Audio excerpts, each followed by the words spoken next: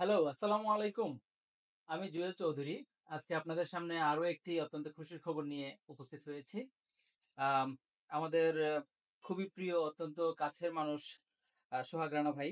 সোহাগ রানা ভাইয়ের ওয়াইফ জান্নাত আপু এবং তাদের একমাত্র ছেলে আজান।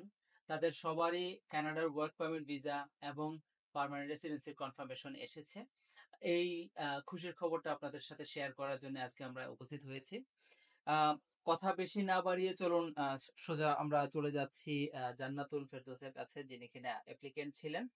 আ তিনি কিভাবে এই ওয়ার্ক পারমিটের অ্যাপ্লিকেশনটা প্রসেস করেছেন এবং কিভাবে উনার ভিসাটা হয়েছে, কতদিন সময় লেগেছে, এই জার্নিতে উনার ধৈর্য কি পরিমাণে ধৈর্য ধরতে হয়েছে, এই বিষয়গুলো নিয়ে আমরা উনার সঙ্গে কথা বলব।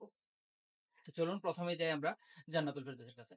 আসসালামু আলাইকুম। ওয়ালাইকুম আসসালাম আপু ভাই। ভালো আছেন? আলহামদুলিল্লাহ ভালো আছি। আচ্ছা আপু, যদি আপনি দয়া করে আমাদের দর্শকদেরকে কাইন্ডলি একটু বলতেন যে আপনার এই জার্নিটা কিভাবে শুরু করেছেন বা কতটুকু ধৈর্যের একটা জার্নি ছিল? টোটাল কি পরিমাণে সময় লেগেছে আপনার প্রসেসিং শুরু করার পর থেকে আজ পর্যন্ত? কাইন্ডলি। অলমোস্ট আমাদের ভিসা অ্যাপ্লিকেশন এবং পিআর পাওয়া পর্যন্ত প্রায় ৮ মাস সময় লেগেছে। ৮ মাস লেগেছে। ৮ মাস সময় লেগেছিল। ওয়ার্ক পারমিট আর পিআর এর মধ্যে খুব বেশি ডিফারেন্স ছিল না। ছিল না। সম্পূর্ণ ২ মাস লাগেনি। হুম, আরো কিছু কম সময়ের মধ্যেই আমি ওয়ার্ক পারমিট এবং পিআর পিআর এর জন্য আমার কনফার্মেশনটা পেয়েছি। কনফার্মেশনটা পেয়েছি। হুম। আচ্ছা। টোটাল সময় ছিল আপনার ৮ মাসের মতো। ৮ ওয়ার্ক মাসের পারমিটে মতো। এপ্লাই করা থেকে শুরু করে শুরু করে ইন্টারভিউ ফেস করা, হ্যাঁ, এক্সাক্টলি হ্যাঁ? সবকিছু। তারপর আপনার ওয়ার্ক পারমিট আসা, এলএমআই এ আসা, হ্যাঁ, হ্যাঁ। তারপর ভিসা অ্যাপ্লিকেশন, পিআর অ্যাপ্লিকেশন এগুলো সবকিছু সবকিছু হ্যাঁ, করা। তারপর টোটাল পিআর এর কনফার্মেশন পাওয়া থেকে কনফার্মেশন শুরু করে ৮ মাস। যার মধ্যে ওয়ার্ক পারমিট ভিসা থেকে ওয়ার্ক পারমিট সরি পিআর আসা পর্যন্ত এখানে ২ মাসের মতো ২ সময় মাসের লেগেছে মতো আরো। সময় লেগেছে। আচ্ছা। এটা গেল উনার জার্নি। বলুন তো দেখি, এই যে জার্নিটা ছিল এই ৮ মাস বা ৬ মাসের মধ্যে হওয়ার আগ পর্যন্ত, কনফার্ম হওয়ার আগ পর্যন্ত আপনার চিন্তা ভাবনাটা কেমন ছিল? আর এখন কি ভাবছেন? না এখন তো দিন গুনতেছি কখন যাব। কখন ফ্লাই করবেন? ইনশাআল্লাহ খুব এক্সাক্টলি দ্রুত ফ্লাই খুব করবেন। দ্রুতই আমরা চলে যাচ্ছি। হ্যাঁ, বেসিক্যালি হচ্ছে যখন নমিনেশনটা আসলো, হ্যাঁ। নমিনেশন আসার পর ওয়ার্ক পারমিট এর জন্য এপ্লাই করলাম। হুম, তখন পর্যন্ত মোটামুটি আমার কাছে একটু আমি পজিটিভ একটা ভাইব আমার এসেছে যে হ্যাঁ, আমার হয়ে যাবে। রাইট। বিকজ অফ আমি মোটামুটি ভালো একটা জায়গায় কাজ করছি অনেকদিন ধরে আমার এক্সপেরিয়েন্স। কারণ ওরা খুব মানে আমি যেখান থেকে জব অফারটা পেয়েছি ওরা খুব বেশি দিন আমার কাছে এক্সপেরিয়েন্স চায়নি। হুম, মানে উনাদের অফার লেটারে ছিল মিনিমাম ২ ইয়ার্স। হুম। আর আমার ক্যারিয়ার অলমোস্ট ৮ ইয়ার্স প্লাস 8 আছে। ইয়ার্স প্লাস এবং এখন বলে রাখি আপু বাংলাদেশের একদম টপ লেভেলের একটি 5 স্টার মানের হোটেলে বিগত ৮ বছর যাবৎ প্রফেশনাল লাইফে আছেন। তাই না? হ্যাঁ, হ্যাঁ, হ্যাঁ, অলমোস্ট ২ টা প্রপার্টিতে বেসিক্যালি আমি ৮ আচ্ছা ২ টা বছর আছি। প্রপার্টি। আমি এখন যেখানে আছি এখানেই ৫.৫ বছর যাবৎ ৫.৫ আছি। বছর এক সো জায়গাতেই। এটা আমার জন্য খুব প্লাস পয়েন্ট ছিল। যার কারণে আমার মানে জব অফারটা পেতে খুব বেশি সময় দেরি পেতে লাগেনি। হয়নি।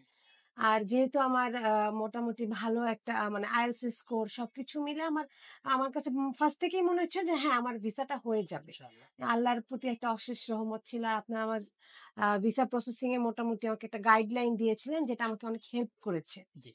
আর পিআরটা যে এত জলদি চলে আসবে মানে মানে এটা আমার জন্য একটু হ্যাঁ, আ সম্পূর্ণ একটু সারপ্রাইজিং ছিল যে আমি এটা এত কাইন্ড অফ জলদি ড্রিম এর মতো একটা এক্সাক্টলি ব্যাপার-স্যাপার, তাই আমি না? হ্যাঁ, ভেবেছি হয়তো বাংলাদেশে বসে থেকে পিআর হ্যাঁ, কনফার্মেশন এটা পাওয়া। সচরাচর হয় না। হ্যাঁ, সচরাচর হয় না। এটা আমার জন্য খুবই সারপ্রাইজিং ছিল যে আমি এত শর্ট টাইমে পিআরটা পাবো। ইটস জাস্ট আমার মনে হচ্ছে যে dream comes true. Dream come true. Exactly প্রিয় দর্শক, আমরা আপনাদেরকে দেখাতে চাচ্ছি উনাদের কানাডিয়ান যে ভিসা গুলো ছিল। এটা মনে হয় আপু আপনারটা। হ্যাঁ, ও না, এটা আজানেরটা। আজান হ্যাঁ, হ্যাঁ, আমার ছেলে। হ্যাঁ। এটা হচ্ছে আপনার ভিসাটা। এই যে এটা হচ্ছে জান্নাত আপুর ভিসা কপি। ছোট্ট মানুষের আর ভিসা। আর এটা হচ্ছে উনার হাসব্যান্ডের ভিসা কপি, মিস্টার সোহাগ রানা। হ্যাঁ? তো আমরা সোহাগ রানা ভাইয়ের কাছ থেকে কিছু শুনি। ভদ্রলোক ফুল প্রসেসিং এর সময় উনি দেশের বাহিরে ছিলেন। উনি কোন দেশে ছিলেন, ওই দেশে থাকা অবস্থায় উনি কিভাবে ভিসা অ্যাপ্লিকেশন করেছেন এবং কিভাবে উনি ভিসা পেয়েছেন, ভিসা কনফার্মেশন নিয়ে তারপর উনি বাংলাদেশে এসেছেন। এই গল্পটা আমরা উনার কাছ থেকে শুনি। সোহাগ ভাই কেমন আছেন? আলহামদুলিল্লাহ আমি ভালো আছি। আপনি কেমন আচ্ছা। আছেন? সোহাগ ভাই, আপনি যদি কাইন্ডলি আপনার যে এক্সপেরিয়েন্সটা, আপনি তো দেশে ছিলেন না, আপনি কোন দেশে অবস্থান মূলত ছিলেন এবং কিভাবে প্রসেস করেছেন কাইন্ডলি একটু যদি শেয়ার করেন। আমি পুরা প্রসেসিং এর টাইমটার মধ্যেই কাতারে ছিলাম। আ আমি কাতারে একটা ভালো কোম্পানিতে জব করতাম। আচ্ছা, তো ওখানে আ প্রায় আ ২ মাসের মধ্যে আমি আমার পেপার সব হাতে পেয়ে যাই। যেমন বিএসএফ এ জমা দেওয়ার জন্য এই ডকুমেন্ট গুলা লাগাই আইআরসিস এর হুম, ফিঙ্গারপ্রিন্ট সহ। হুম। আহ, তারপর এটা মানে তখন জমা দেওয়ার 7 দিনের মধ্যে আমি পাসপোর্ট আমার হাতে পেয়ে গেছি। দেন আমি কোম্পানি থেকে রিজাইন দিয়ে দেশে চলে আসছি। খুব ইজি, মানে কোনো আপনার সমস্যা হ্যাসেল হয়নি। খুব করতে ইজি হয়। প্রসেসিং এর মধ্যে সবকিছু কমপ্লিট হয়ে আচ্ছা, গেছে। আচ্ছা। তার মানে সোহাগ ভাই বাংলাদেশে অবস্থানরত না থেকেও ওনার প্রসেসিং শুরু শুরু করতে পেরেছেন এবং কনফার্মেশন পেয়ে তারপরে উনি বাংলাদেশে এসেছেন। হ্যাঁ?